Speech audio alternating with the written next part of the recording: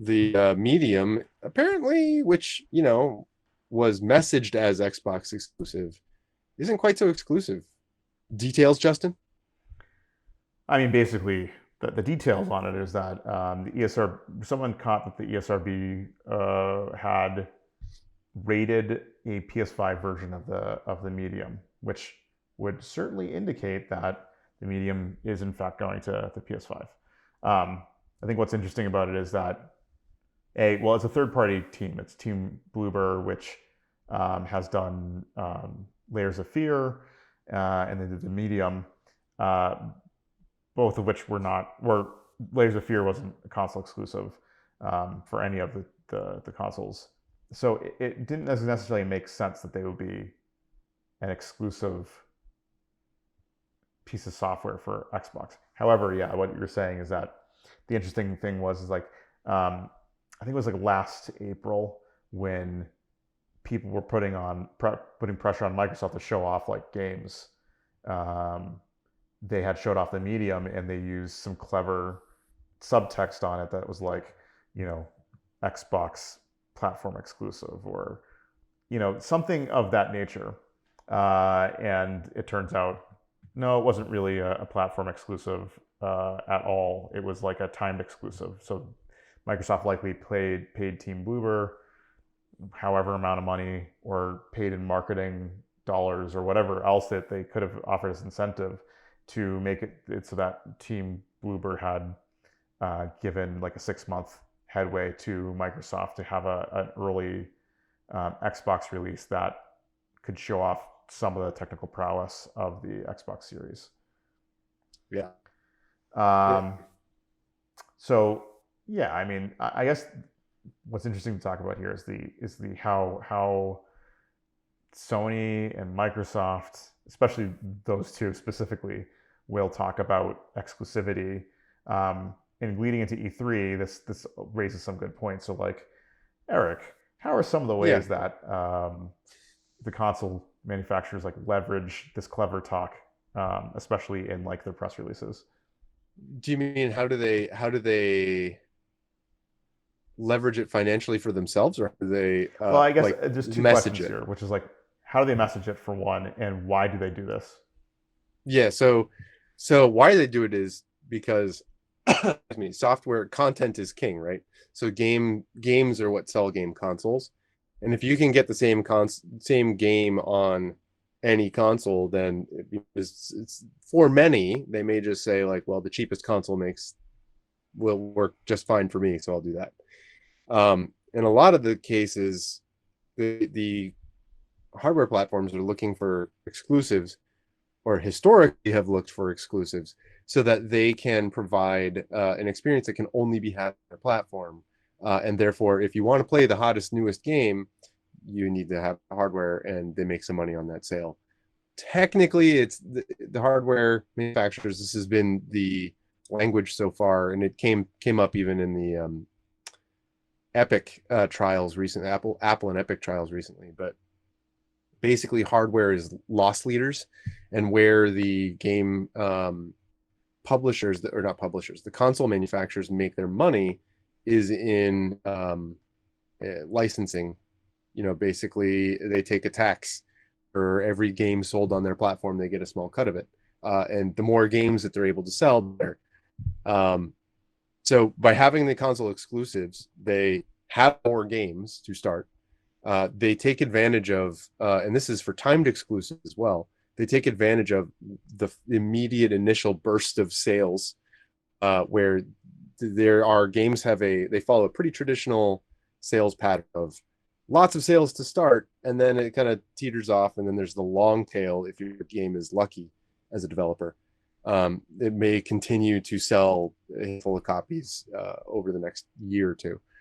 Um, you know, if you're timed exclusive, you're really looking for that initial burst. But if you're fully exclusive, then you get all of that. Your console has more games for your player to enjoy, and they can rest easy knowing that they'll have full access to the cool games when they come out.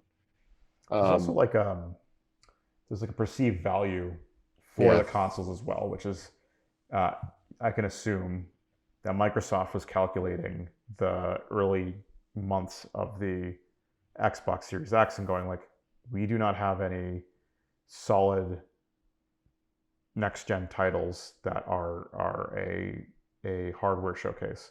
They had games that were coming out on the Xbox Series X, but a lot of them were intergenerational, as in like they came on the Xbox One and also made it out on the Series X, but they didn't really look like they were taking advantage of the hardware. The Medium was a one that they were touting even at the time.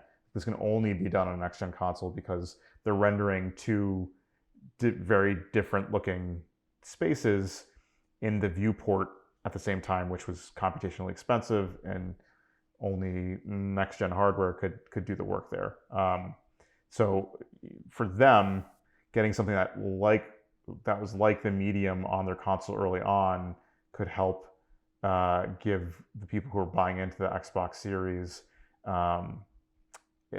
perceived value in that hardware. Like, oh, I'm getting something that the other guys can't get, even Yeah. though it's not true. Right. Yeah. I mean, and that's a lot of where the timed exclusivity comes in, because you can say it's exclusive as long as you add a little asterisk. And some or publishers are a little bit more tricksy with how they hide their that language. And in many cases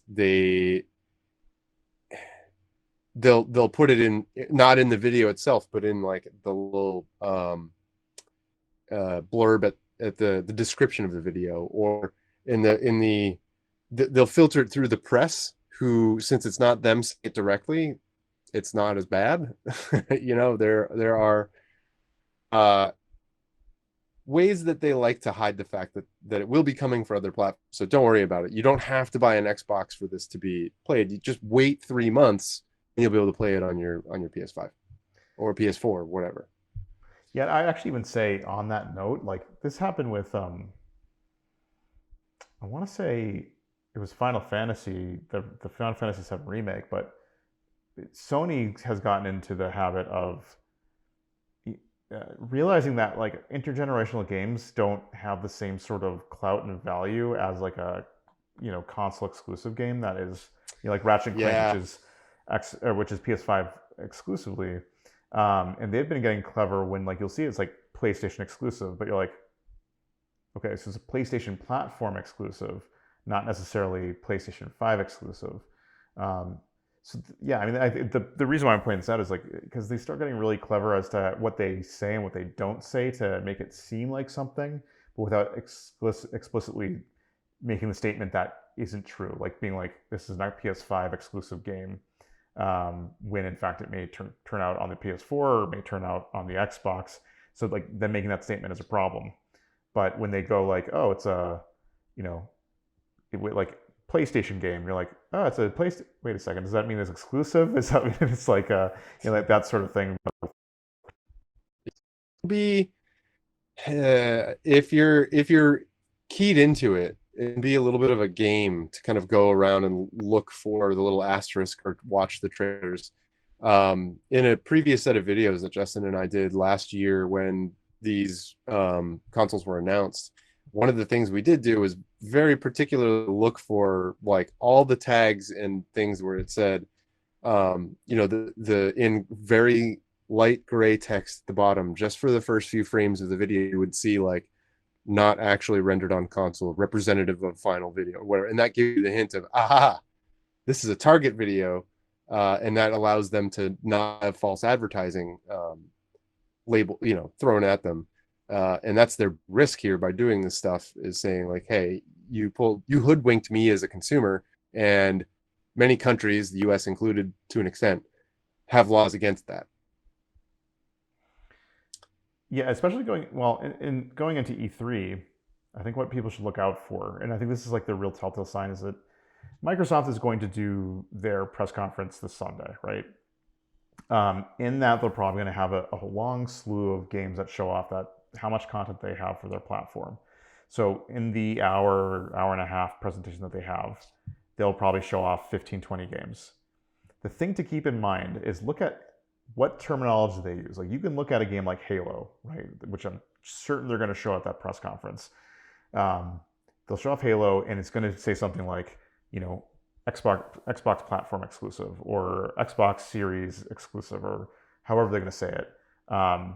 But watch for how that terminology changes for each trailer, because if Halo says that, then you can go, well, this is definitely an exclusive, and this is how they're going to definitely say something is exclusive. But when you see something where like you have Phil Spencer like up on stage going like, this is going to be, you know, part of the Xbox family and blah blah blah, but he's not specifically saying it's exclusive, and the tag at the bottom says like, you know, um, for Xbox, that's when you go, wait a second, they didn't use the same terminology they use for Halo. They're saying it's for Yeah. Xbox, but it doesn't say what that means. Is it for Xbox and also for PlayStation? They're just leaving out the for PlayStation as well. Like that sort of thing. Look out for those changes, because that's going to give you an indication as to when they're playing funny with words to make it seem like you know, a game is, you know, timed exclusive or something of that nature. Right.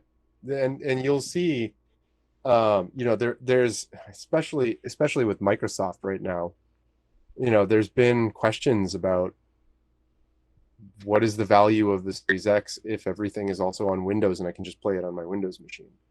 There are questions about like what if I can buy a Series S, if all the developers have to make their game work on a Series S as well, aren't they going to basically gimp the Series X version because they have to now do effectively two versions? There are all these questions that are happening, and even within their own ecosystem, Microsoft has been very coy about the marketing about, you know, is this X, they say now Xbox, but Xbox is on Windows. That's kind of, so now they can say the Xbox platform and kind of hide the fact that it'll be on all the platforms. It doesn't matter. And what they're showing you, you don't really know if it's the like blown up amazing PC version or a Series X version, or if this is the quality that you can expect on a Series S. So there's always going to be a little bit of I would say like watching those videos with suspicion, even when they show you like in-game footage. They may be running it on a super beefy computer that no one can buy right now because of the, you know, chip shortages. Right. No, I mean, and that's another actually like fair point there, is that because we're beginning to see fracturing of what a next gen console means in Mm-hmm. specific to Microsoft, because Microsoft is probably the Oh one yeah. that's most broadening what Xbox actually means. And they promise that any first party console title will be Xbox or will be on PC as well. So like, you know, they just bought up a bunch of companies, so every one of those titles is going to be published under Xbox Studios, and Xbox Studios games will be Xbox and PC out the out the gate day one. Although I don't know how true day one is going to be, but I think that the intent will be that it will be PC and Xbox, and there's not going to be an intentional window between the two. They'll try to release them day and date at the same time if they can. The exception to this is obviously like Flight Simulator, which came out on Windows because it runs on super Yeah. high end. They are going to get it on Xbox Series. It just hasn't happened yet because they have to do a lot of porting. Um, Yeah. but the intent there is that any Xbox Studios game will be on both PlayStation or be on both Xbox and PC hardware. Um, and I think the thing that you point out was just, yeah, like something you have to be really careful about is the performance claims that they make on the Series S are real weird, because sometimes they'll be like, oh, it runs at 120 frames a second. And it's like on a Series S, they're like, yeah. And you're like, Yeah, well, okay, what? sure. They're like, well, it's going to look like the Xbox One, though. If you're cool with it looking like the Xbox One, then Yeah. we'll run it at 100 frames per second. But you're like, this is the updated one. They're like, on the Series X, it's updated and it has ray tracing and all this other stuff. And that runs like 60 frames per second. You're like, all right, well, like now you're creating differences between them. So there may Yeah. be some funniness there too. Yeah. And to be fair to Microsoft, I'm looking at their big announcement trailer right now, the official 4K gameplay trailer 2020, where they showed off Medium for the first time, the Medium. And it doesn't say Xbox exclusive. It has a little tag in the bottom right corner that says optimized for Series X, if you remember that little diamond that they had. And then they have the Xbox Series X title and then just blooper. their logo. So there's no other logo, no other mention of it. I haven't been listening to it, so I'm not sure No, what they but said. the funny thing that they did, and this is another thing to keep an eye out for, is that in the case when they will show a trailer that's going to look really impressive, but then it doesn't have the tag, usually they'll have some guy come up from the company and Yep. espouse how great Xbox is and how working with the team and offering it for the Xbox at launch day or whatever. You're like, oh, that sounds great, and they're again being very clever with their wording, but they get someone to come up and talk about it to sort of like wave their hands and make it seem like it's going to be an exclusive platform without ever saying it's going to be exclusive to the Promising it's going platform. to be exclusive. Yeah. Yeah. They say we worked with Microsoft to make this amazing game, and the Xbox Series X hardware is what has enabled us to do these great, fantastic things. Um, it sounds like they're really talking up the hardware because that's what they are. That's Microsoft's whole game here by paying that initial exclusivity.